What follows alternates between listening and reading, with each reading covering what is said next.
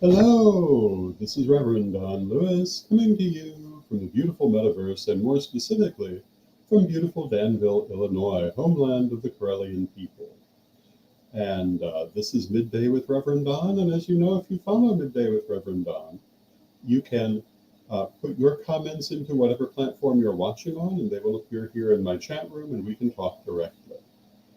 And today, hello to Rev Ravenwolf in the chat room. We're going to talk about Correllianism in the 1980s. But first, I wanted to mention that on my Facebook screen this morning, I saw that it was 9 years ago that I created a particularly popular meme. I'm going to talk about that tomorrow as part of my beginning of the conversation of Correllianism in the 1990s.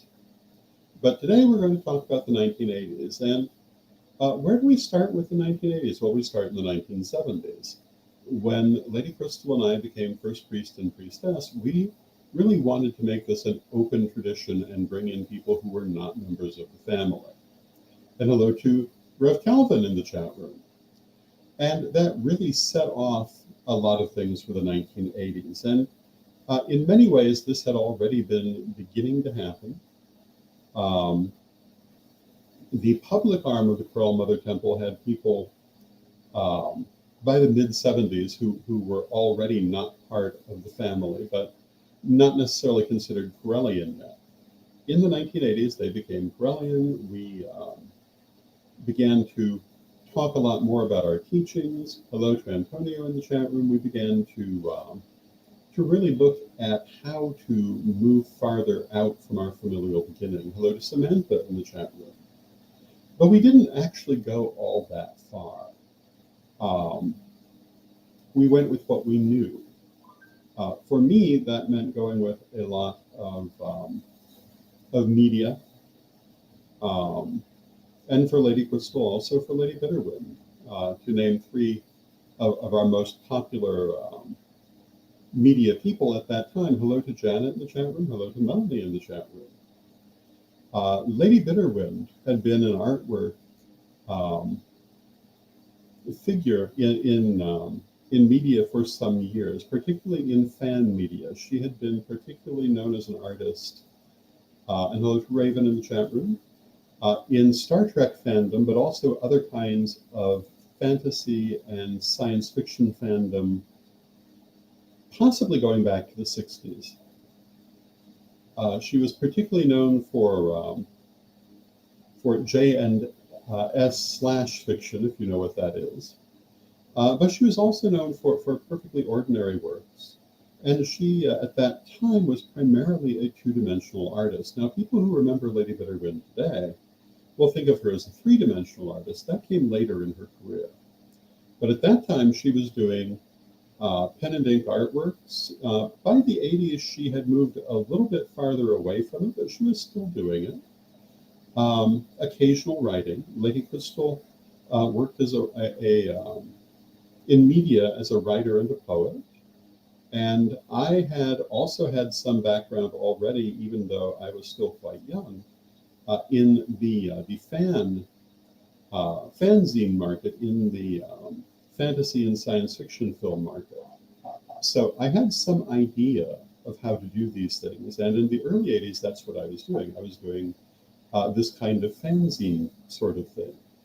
It was then that I wrote my first novel called That Shining Planet, which was a Battlestar Galactica novel, which will probably never see the light of day because of the fact that it's all copyrighted material, but it was intended for a fandom base that would never have been commercial. But that was my first attempt writing something like that all the way till the end. I was thinking at that time of really being primarily a two-dimensional artist, working with illustrations and the like, and in many ways I've done that. But that was where I was at the start of the 80s. And we started looking at things like putting together a series of lessons. By the mid-80s, around 1986, that had been begun. It was nothing compared to what followed later, but it was a beginning. Um, I'd like to say that it contributed to what would later become the witch school lessons. It really did not. It was not nearly as systematic as what we ultimately came out with. But, it's one of those things you start with. In a lot of ways, Correllianism in the 80s was still very, very small, focused heavily on media in these ways. And in a lot of ways, we were living our lives. We were not really running a large tradition at that time. We were doing a certain amount of ritual in public settings. We were doing a certain amount of teaching, but it was mostly still very private, even though we had enlarged the tradition, even though we brought other people in. And it's also worth saying that at that time, and hello to Raven in the chat room, if I didn't mention you already.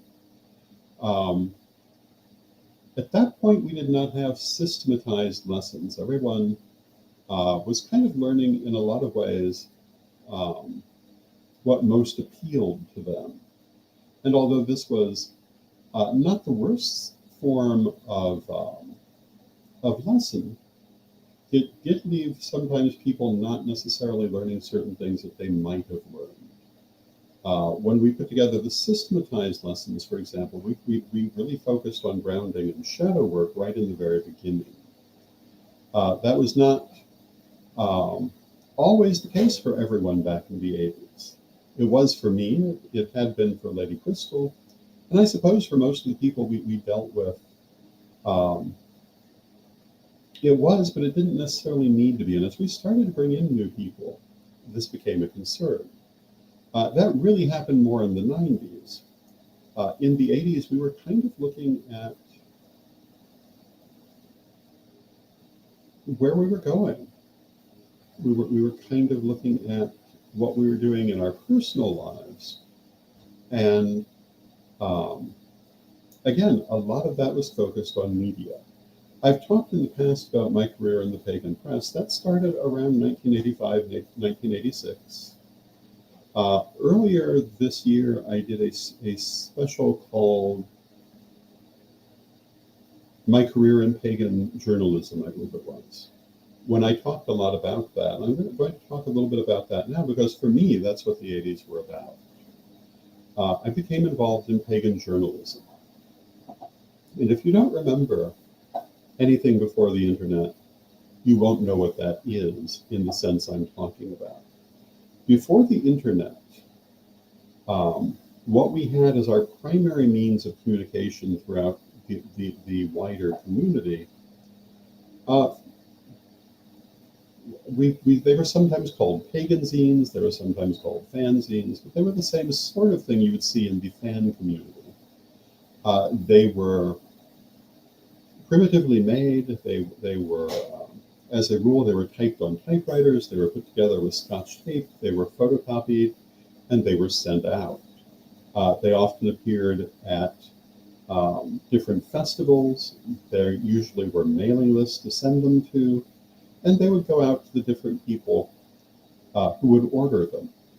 And there were all kinds of these. And at that time, I was still in college, so I had a certain amount of time that I could use. And even after I left college, I still had quite a bit of time through most of the 80s. When I left college, I began working as a psychic worker. And that left me a lot of time to continue doing this sort of artwork. I certainly didn't charge for any of it. None of the fanzines could have afforded to be paying for it. And I did a lot of it. I worked at one point, altogether for over 90 different pagan zines. And this is how I met people like Pete Pathfinder, Olivia Robertson, my first dealings with Selena Fox. I met people like Grey Cat from the Northwind tradition. Hello to Michael in the chat room. Good to see you, Michael. I met people, people of all sorts from all kinds of different traditions. Some of the magazines that I worked for in those days included Harvest out of the East Coast, Seasonal Silver out of Georgia, that was run by Donna Lyon-Rose. Morven was the editor-in-chief for Harvest. Um, Panegyria from the East Coast, run by Pete Pathfinder Davis. There were things like Stardust Salamander. There were things, there were just a great many of them that I worked for. But the one I worked for most was called The Unicorn from the Rowan Tree Church, which was run by Paul Bayerl. And I did a great deal of artwork for them. Probably, other than myself, they have the largest collection of my artwork out there, if they've held on to it. But I did, it was not uncommon for them to run 2 to 4 pieces of my artwork in every issue. And it was a very interesting training to work with all these different people, most of whom were heads of their own churches or heads of their own organizations, a few of whom were not. Some of them ran festivals, some of them looked to become authors. Silver Ravenwolf was someone that I met through this project toward the latter years of it. At that time, she was still known as Silver Raven or Raven Wolf, depending on whether you were dealing with her as a priestess or an artist. She later put the two together. There was just a lot of very interesting people that I met. Bill Hines was a very interesting person I met. L. Lawrence was an interesting person that I met. We turned out to be distantly related and have quite a bit of history in our families. There were just a lot of interesting people, and every one of them published a magazine that was different from all the others. I won't say that every one was different, but most of them had their own very special focus. For example, Season of Salamander primarily focused on poetry. Most of them had different kinds of artwork, but some would focus a little more on details pertaining to whoever was publishing it. Some of it would deal with herbalism, some tended to be more with ritualism. And, you know, in those days, we didn't have books coming out every couple of weeks. There were quite a few books coming out, but not nearly enough to answer things that people really wanted to know. And quite a bit of that was made up by these magazines. They dealt with all kinds of different issues. They dealt with local news on some occasions. They dealt with all sorts of things. And they also dealt with them all 2 months before they published, because that's what you had to do to have it out on time. And this was a very interesting training because, you know, prior to this, the Wheel of the Year for me was when it was happening, as it is for most people. But when I became involved in pagan press, I had to be looking ahead. And that had a very interesting effect on my experience of time. And I would say it was a positive effect, but it was a very definite effect.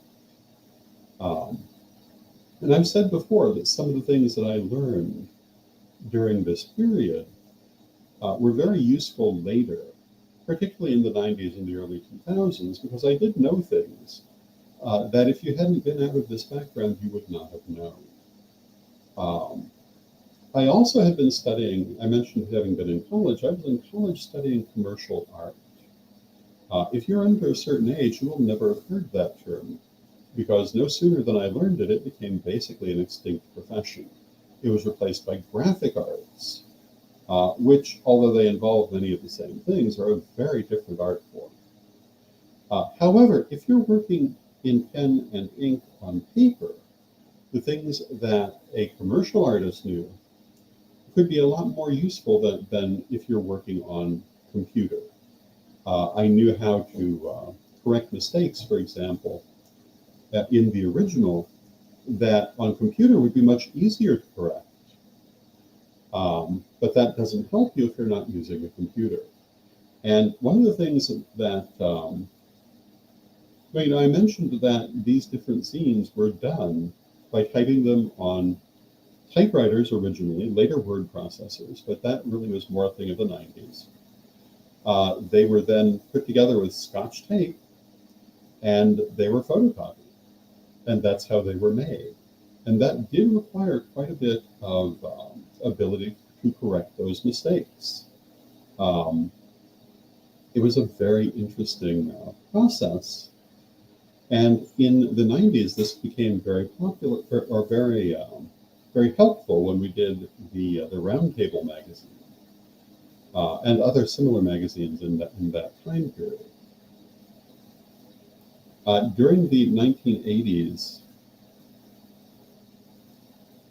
my primary experience of the wider pagan community came from two things: the local community near me and that pagan press.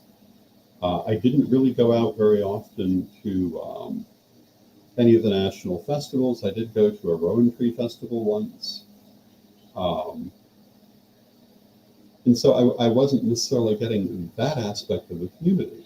And I have to tell you, the community here in central Illinois was very much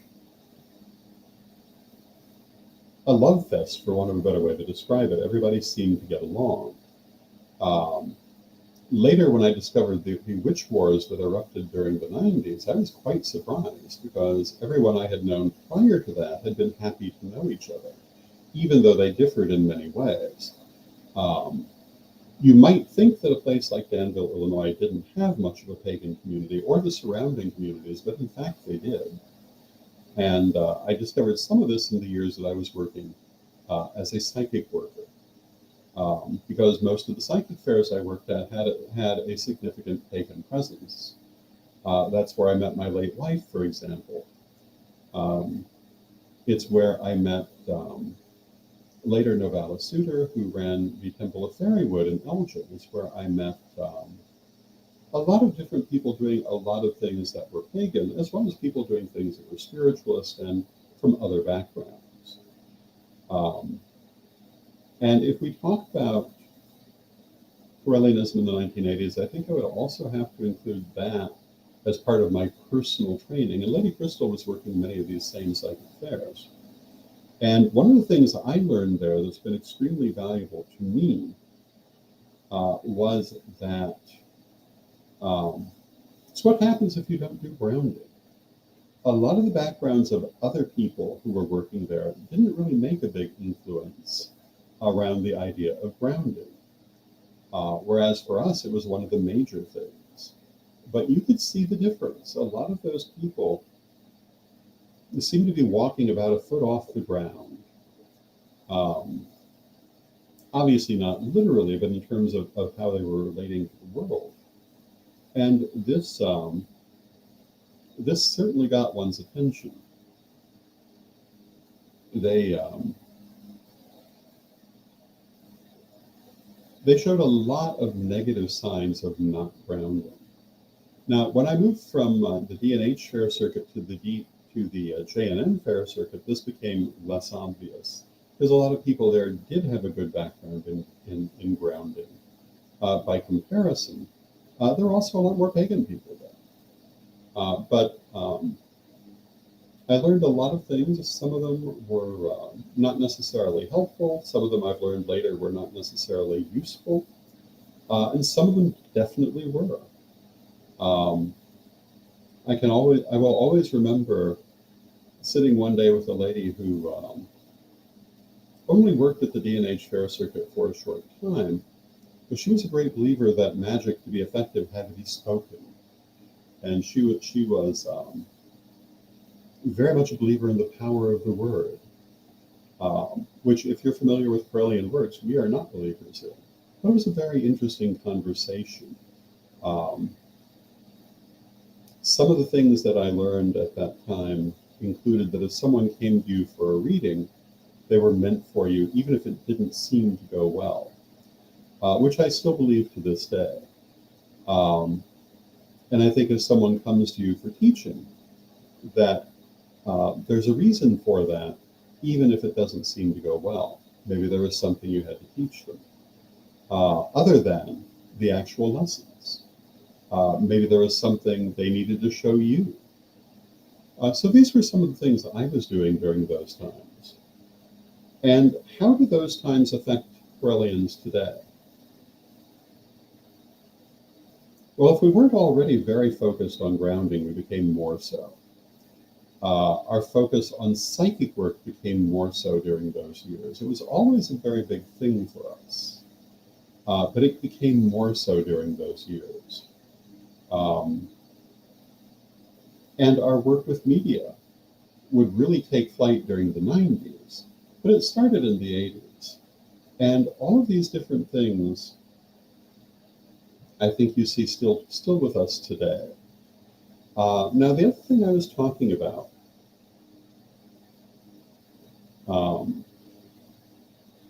knowing the community through the local community and through the pagan press community also maybe had an effect on us in what we expected from the community, what we felt should be part of the community. And like I say, at that time, we all liked each other, even in the different psychic fair circuits. I don't remember anyone talking about any problems with people's different origins, the different ways people used words. We were glad to find out there were different ways people used words. I learned that very early in my training, that the way we used a word might not be how someone else was using it. And in fact, over time, we've even changed how we use some of those words. And this is very important, and it's something very important for future generations as well, to realize we're not all using the same language, and that we need to increase our ability to understand different terms in order to deal with people who use them. Now, in the chat room, we have the question, where do you see the tradition going now as far as media? I would certainly like to see it continue to use media. Media has been a huge benefit to this tradition. But,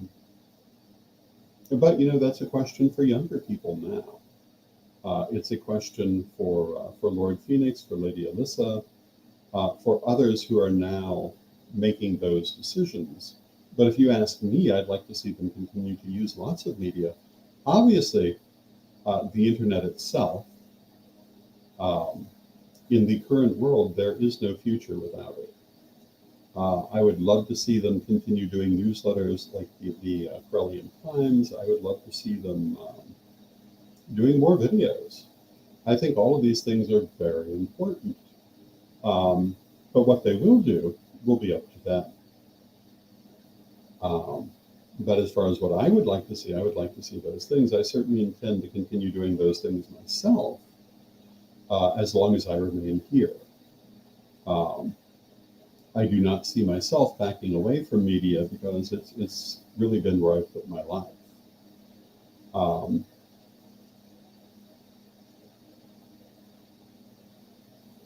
And it's how we reach people now. If we go back to the 80s, where we began this conversation, we reached them through much more primitive means, but we did reach them. And we met very different people who had very different ways of doing things, and that was great. In the 1990s, I had my first experience going to two different temples and seeing the same ritual, something I had never seen in the many years I had been practicing before that. It was simply not something that I came from, and not something I'd seen in those years of working with the pagan press for the most part. Within the same temple, or maybe the same tradition, yes. But even then, there was a lot of variation. I remember that the Roman Free Church considered themselves to be very big on artworks. Oh, and hello to Christopher in the chat room. It's good to see you, Christopher. And Christopher says, I can finally catch one live here. Yay. But the Roman Free Church considered themselves to be very big on artwork and media. And one of the ways that they displayed this was in the use of poetry in their rituals. And they had some very beautiful rituals. Um, and, in some ways, I would have to say that Rev Paul from the Rowan Tree showed me very quickly some of the things that could be done. One of the things he sent me right off the top was the Holy Book of the Devas, which he had written and which Perry Jackson had illustrated, which I believe I still have here somewhere. Um, and I don't know if people today will know the name Perry Jackson. She had been a very prominent artist in the pagan world, but as far as I know, is lost to the younger generation. Sudi Rakison is kind of the same way. Um, she may still be out there, but I haven't seen any of her work in a long time. That it is possible I'm just not looking in the right places. But these were some of the very popular artists at that time. Um, and it was so good to get to see all those different things. And one of the things I was known for in those days was using different types of people in my illustrations. I was never the Barbie goddess person. And if you're not familiar with the term Barbie goddess, although I imagine you probably are, it's making the deities so attractive that they barely resemble humans in the way that humans ordinarily look. Or making the people who show up in your artwork, whether deity or otherwise, so attractive that they don't really look like real people look. And I tried to show real people. I tried to show people who, in some cases, were older, in some cases, were larger, who came from different ethnic backgrounds. And I did not realize at that time how relatively unusual that was. I'm very much aware of it today.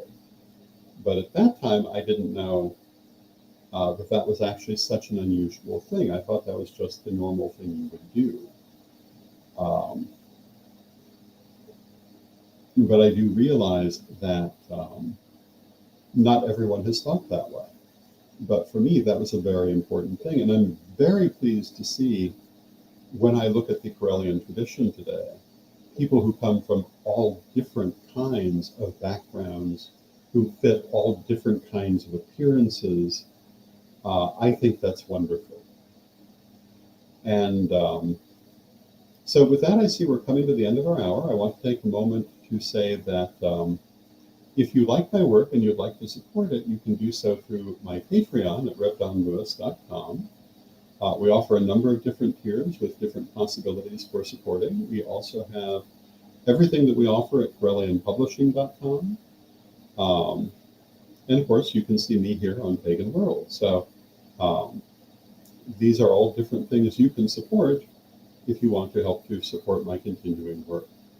And with that, let us close with our prayer as we normally do. Divine Mother Goddess, Divine Father God, beloved ancestors, we ask you to help us as we go forward, to learn from everything that is presented to us. Help us to transform ourselves for the better and to learn those lessons that universe provides. Beloved Mother Goddess, beloved Father God, we know you are always with us, but from respect, we thank you for your presence here today, and we pray that you'll be blessed now and always. And I thank you for your presence here today. I love you all, and I love spending this time with you. I hope you'll join me tomorrow when I'll be talking about Correllianism in the 1990s, and also a little bit about that meme that I talked about at the start of this hour that I created about 9 years ago. And I figure we'll start our conversation with that and then go on to Correllianism in the 1990s, which will probably last for a few days, because a lot more happened in the 1990s. So I'll see you tomorrow, and until next time, may you blessed be.